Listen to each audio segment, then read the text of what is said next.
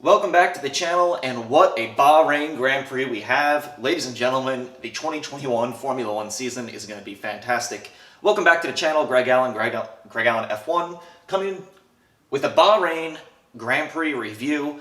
And we had a heavyweight battle on our hands between Verstappen and, of course, Sir Lewis Hamilton. And this is the battle that we were looking to have all season long, and it's setting up in round one as being a fantastic heavyweight fight all year long, with the 7-time champion coming out on top this one time.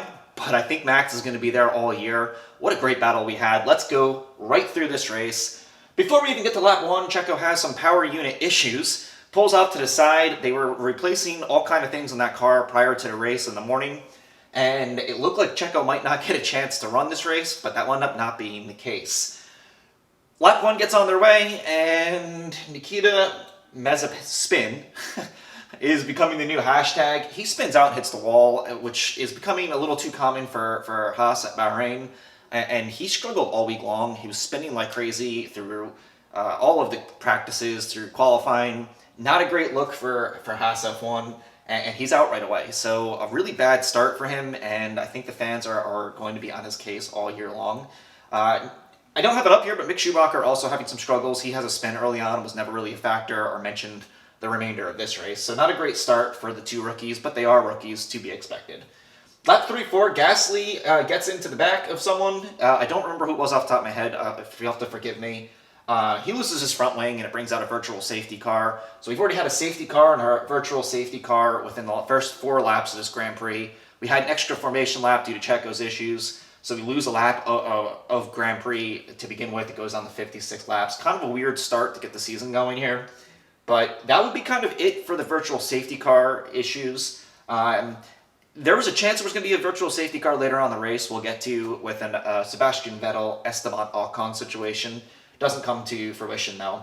Lap 10, I take a look at it, and I think McLaren has had a great start. We had Ricciardo and Lando Norris. Lando Norris had a fantastic race. They were both up there. Leclerc had a fantastic race too. He looked really, really good in that Ferrari. His talent is on display every year. Last year, when Ferrari looked terrible, he still managed to get some good runs. He continued that this year. He looked really, really good.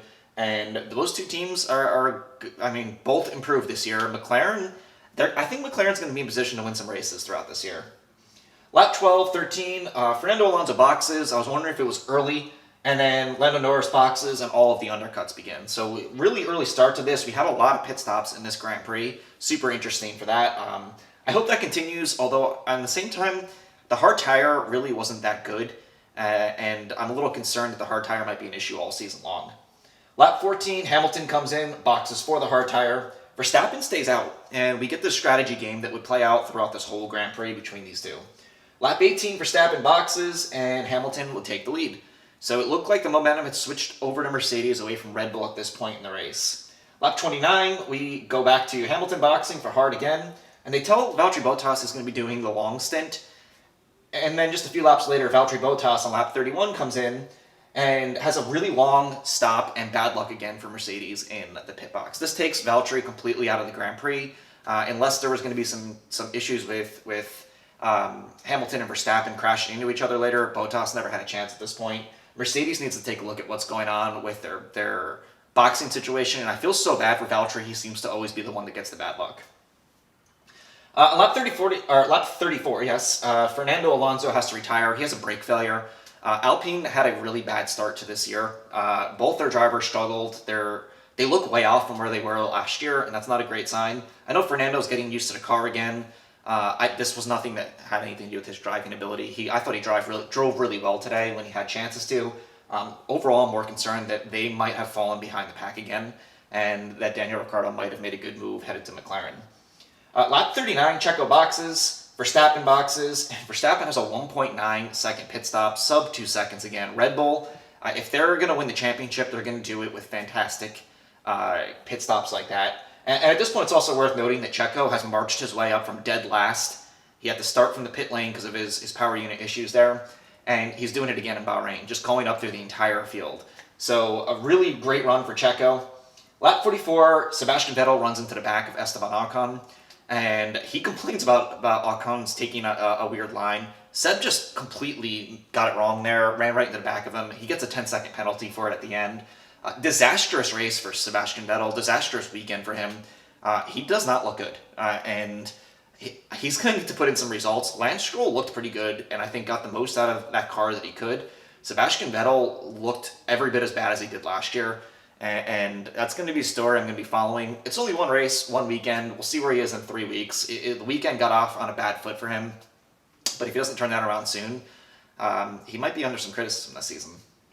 Lap 51, Hamilton goes wide, and Max gets DRS. So we're in the last 6 laps of the Grand Prix now, and now it is on. We've got ourselves a fight here. And Max, with that DRS, lap 53, he takes the lead, but he goes wide to do it and leaves track limits. And so he has to give that lead back, and that would wind up being extremely costly in the end. If he doesn't give that back, he might be facing a penalty from the stewards.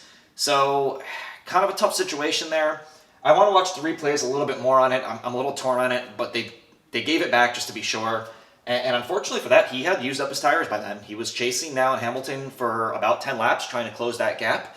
And it looked like that was his chance right there. And then lap 55, he falls out of DRS range. So he loses in the second to last lap a chance to have a go at it. He gets that DRS back in lap 56, but is not able to actually close the gap enough. Hamilton and him had a fantastic battle for 4 or 5 laps there. And Lewis Hamilton, for all the people that say that he's in the best car, the best equipment, it's the only reason why he wins, Lewis Hamilton showed why he wins on talent as well. Max Verstappen had the better car. Max Verstappen was fantastic all day long, and I think was in the faster, better handling, and better tire car. Lewis Hamilton did everything perfectly, except for going wide, that one part where he did open himself up and lose about a half a second of lead. From that moment on, he drove a flawless race and defended the way you would expect a 7-time champion to defend.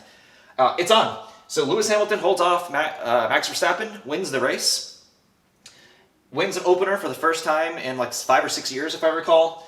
And we have our battle between Red Bull and Mercedes, and even if it's not between the teams, which I think it will be, as we will talk about Checo in just 1 second, Verstappen and Hamilton, I think we're going to have a great grudge match for the rest of this season. As long as we don't have mechanical failures or bad luck or anything like that, I think this is going to be super fun the rest of the year. Sign me up for the last 10 laps of this Grand Prix. If we can have that at every GP for the remainder of this season, 2021 is going to be the best year in Formula One. The midfield was really exciting. Obviously, McLaren had a great day today. Ferrari much improved, I thought. AlphaTauri had a rough day.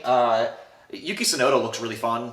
He just didn't have the position because of maybe qualifying not where he should have. And then Pierre Gasly just had some bad luck, and he started on the back foot in the beginning of the day. Both those cars are way faster than where they finished, though. So look for AlphaTauri. Alpine doesn't look great, I will be honest, and Aston Martin definitely is not where they were last year. So interesting things on that. Driver of the day for me, if Max had won, it would have been Max Verstappen. Lewis Hamilton is obviously in there for me as well, just because I felt Lewis did such a great job defending there and getting this win, and getting it on talent. Yes, he's in a really fast car, but he wasn't in the fastest car today and found a way to win. But for me, it's got to be Checo. Checo drops all the way back to 20th to start this race, has to start from the pits, and battles his way through the entire field again at Bahrain, showing his absolute fantastic talent that he has. And Red Bull's got to be, frustrated they didn't win the race, but 2 cars in the top 5. If Checo qualifies, he makes Q3, I think you're going to see Checo on the podium all the time. I think Checo and Max are going to take the fight to Mercedes. This is what you're getting when you sign Sergio Perez. You're getting a driver who can absolutely face adversity like that and still get a result. Whereas I think Red Bull's had, some drivers in the last 2 years that were not able to take that adversity and turn it into gold like Checo can. And that's exactly why you bring in a driver like him. So, fantastic opening Grand Prix. Hope you enjoyed it. If you like the channel, please consider giving me a like and subscribe. And I'll see you in 3 weeks. Why is it so long until the next Grand Prix? That's going to kill me. I got really used to the back-to-back Grand Prix every weekend last year. So now I got to adjust back to a more normal schedule. But a fantastic, thrilling opening round of the 2021 Formula One season. Thank you for watching, and I'll see you in the next video.